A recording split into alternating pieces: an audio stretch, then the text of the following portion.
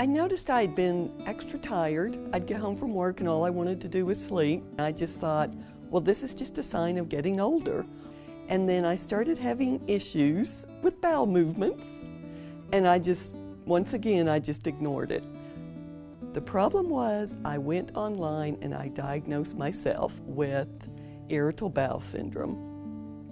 Not smart, and I don't recommend anybody doing that. That's just crazy.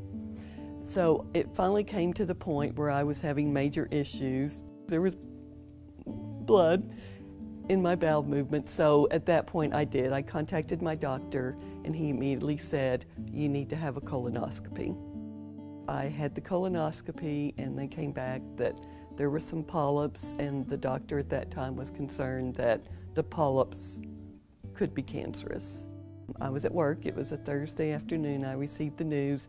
She told me on the phone that it was cancerous, and I immediately just left work. I hadn't told anybody at my office.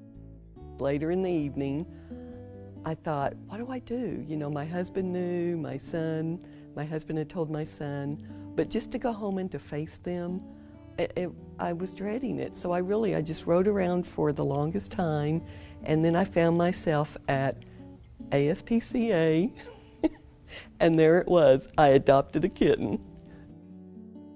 When I walked in, you know, the husband and son, they're just sitting there and they're going, you know, it's just like they're just looking at me. It's like, what do you say? I mean, what do we all say at that point? So to break the silence, I just remember I got the carrier with the kitten in it. I pulled it out around the corner and I said, look what I got. Well, just the smiles on their faces. They probably thought, she's half crazy. As a people person, I honestly enjoyed going to the chemo treatment room because you're surrounded by those that are also taking chemo, and you don't have the exact same stories, but you have that same feel. I mean, everybody knows what's going on in their life. Everybody has their own story, but yet you're all connected in that way. I've got a good friend, and when I would tell her I'm going to take my chemo treatments, she did not want to hear it. She didn't want to hear it, and she said, we've got to think of another word for that. You're not going to take chemo treatments. Let's think of another word. And she said, how about the spa? Say you're going to go to the spa.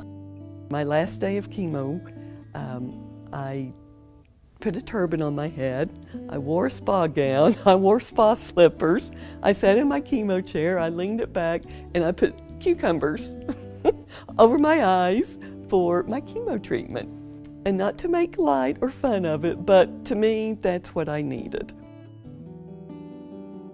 For those first diagnosed, just keep a positive attitude. Surround yourself with friends or surround yourself with things that make you happy.